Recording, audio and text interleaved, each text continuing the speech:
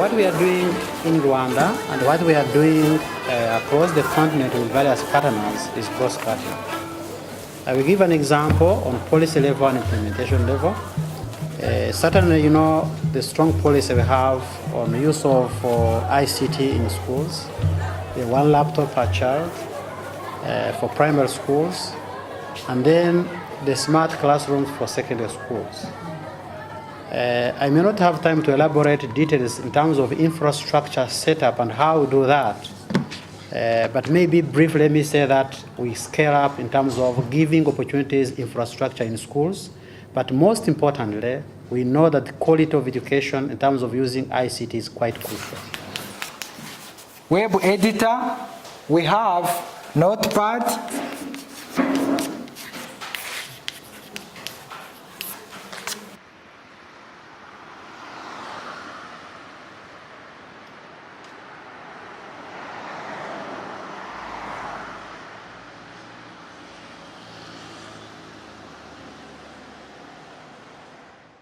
And this particular country of Rwanda has been investing significant money in acquiring that technology for their schools. I think that right now there's about more than 250,000 1 laptop per child that have been acquired by this country and distributed in different schools. The issue, honestly, in my opinion, is the technology itself. 1 laptop per child was designed in 2005 at a time when a laptop would cost more than $1,000, and they came out with that technology giving you a laptop for $100. Now that low price has consequences that maybe in the Western world you can afford, but you can really not afford in Africa, and in particular the low quality of the battery of those devices. When our students were using those devices, the battery would run out after 2.5 hours. That is totally unacceptable in Africa, where, particularly in the rural area, schools have difficult access to electricity, and electricity is very expensive. So I know the case, for example, of a school, even here in Kigali, who has more than 900 1 laptop per child. So because they have more than 1,000 students, imagine that you use those laptops one day, after 2.5 hours, you need to recharge 900 1 laptop per child. Do you know what the logistical problem that is? No. That in the school there was only 2 power outlets. So when I spoke to that about the 1 laptop per child, people say, oh, it's not a problem, we're going to install more outlets. I told them, you don't understand. These people are not stupid. If there are only 2 power outlets, there's a reason. It's because electricity costs a lot of money, and they don't want everybody in the school to charge their phones using the electricity of the school. So that is an example of a technology that was not appropriate for Africa. Not even speaking about the cost, because the cost went way above $100 initially. It went to $200. So imagine the amount of money that the government of Rwanda has been spending on that technology. A technology that when it came to Rwanda was totally outdated, yet they have been kind of forcing or imposing to the government to use that technology. For your information, at that very same time that they were selling these laptops, which by the way are using a proprietary operating system, to Rwanda, that same company, 1 laptop per child, was selling tablets, which I believe is a much more appropriate technology for Africa, in the United States at Walmart for $75 a tablet. And when I mentioned that to the executive of that company, 1 laptop per child, they told me, oh, but tablet is not appropriate for kids. It's not easy to use. Give me a break. I mean, a tablet is much more intuitive, it's much more easy to use. But what happened is that I guess, they had a large stock of these old computers and they needed somebody to pay for it. And, I'm personally sorry to say that it has been not fair to have a poor country like Rwanda spending the money on that technology that was inappropriate. Mm-hmm. So what solution did they come up with? Well, so now here is another story. So I told them about the problem of recharging those laptops. So they told me, it's not a problem, we have a charger. The charger is made of special material, aluminium that is not a renewable kind of material. a lot of electronics, and one charger that can charge, I think, 15 batteries at once would cost you several $1,000s, okay? Again, totally inappropriate. To charge 900, you can imagine how many of those I need to buy, right? So I found a Rwandan person who is not an engineer from the biggest engineering school in the world called MIT, who himself designed a cabinet that is capable of recharging 60 one laptop per child for a cost of $250, okay? He understood the problem much better because he's in Africa. First of all, a classroom is made of 60 students, so he made a cabinet for 60. Instead of having to remove the battery from the laptop, which I can tell you, when you have to do it every day, I don't give it more than 1 or 2 months, it's going to be broken.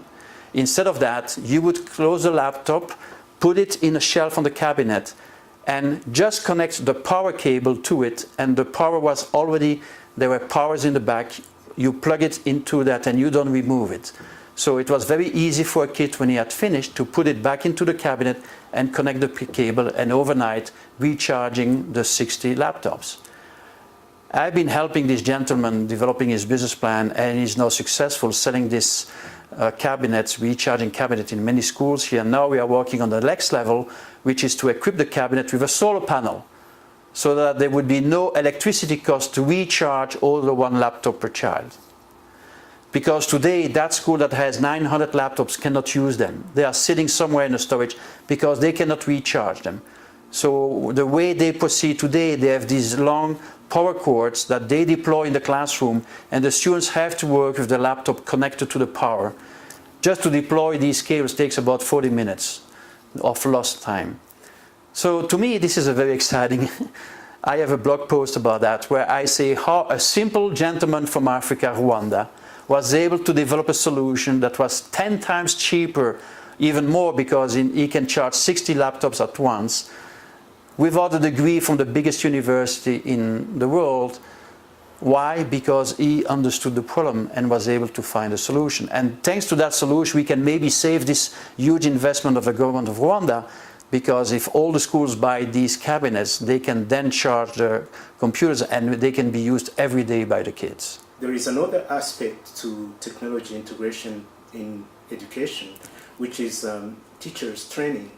How are teachers in this country able to use these computers with the students? Yeah, so there you hit another problem, which I believe was maybe not directly in the plan, is that before you give the computers to the kids, maybe you should give them to the teachers and educate them, train them on how to use it. And it was not done exactly like that. But, you know, honestly, I don't blame the government. They are trying very hard, and you do mistakes, you know. When I was working at a company, one day my manager asked me, Michel, what mistake did you do this month? And I was very proud to say I didn't do any mistake this month. And his answer was, well, it's probably because you didn't try hard enough. So the government in this country is trying very hard. So along the road, you do mistakes and you correct them. But yes, that was one of the problem.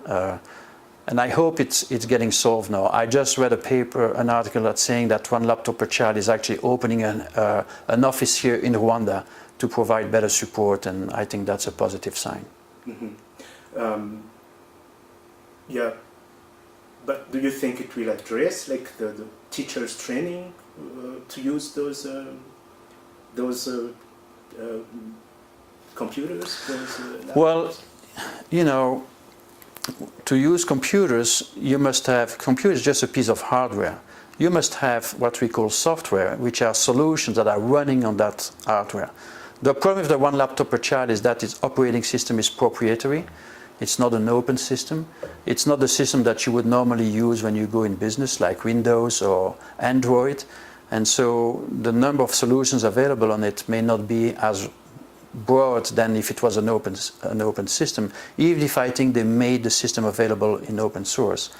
But so yes, well, I don't know if that's what you want to allude to, but you know, having more solutions, and particularly solutions adapted to Rwanda, in the Kenya-Rwandan language is another problem that obviously is not there. Now, the government also has the goal to teach English here in schools, so having an English solution may help with that. But still, I believe that you must have solutions that are more appropriate in terms of language, but also in terms of the culture, in terms of the examples you use, because most of the solutions developed for one laptop per child were developed in the US, and so maybe not totally appropriate for Africa. Mm-hmm.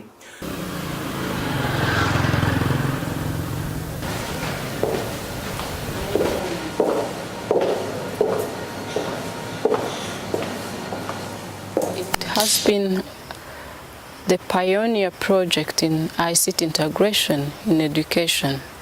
It has started 10 years back, and this program has reached about 60% of primary schools, whereby more than 250,000 devices were distributed to different schools. Mm-hmm. And how did it go? Gadgets are being used by teachers and students, but always there are challenges when it comes to introduce technology. Mm-hmm. So we will see that some of the teachers are still resisting to use this, and this will have a negative effect on students as well, since there are available devices at schools, but they are not being given to students. Mm-hmm.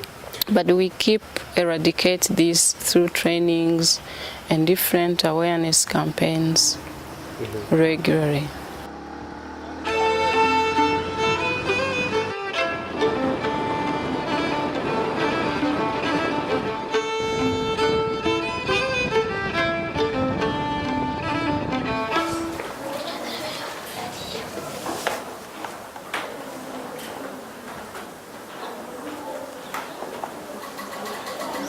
You start. Yes, very good. Nk'ubu ngubu iyo nza kuba ndi nka minisitiri w'uburezi urimo kuvugisha akaba yakubaza ati ni iki wifuza mu byerekeranye n'ikoranabuhanga twabibafashamo dute, wamubwira ngo iki? Icyo nakwifuza muri primaire ho byo navuga ngo byarakemutse, imashini zirahari, ariko icyo dukeneye ni amahugurwa ahagije yakorerwa abarimu bazikoresha kimwe n'abatazikoresha, kubera ko buri mwaka umwarimu ashobora kuva mu cyiciro ajya mu kindi. Turamutse rero tuharahuguwe ab'icyiciro kimwe, ba bandi batahuguwe baramutse baje n'ubundi byakongera kuba imbogamizi. I want you to write your own names. Do you understand? Write your own names. Mwandika amazina yanyu yombi.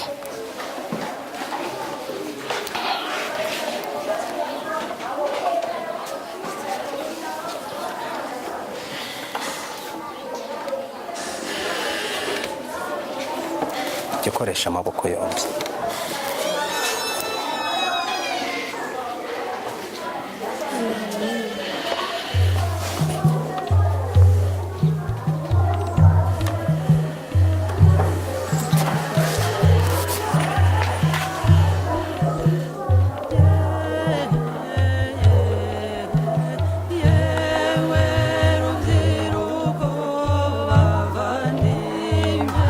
Flowers. Flowers.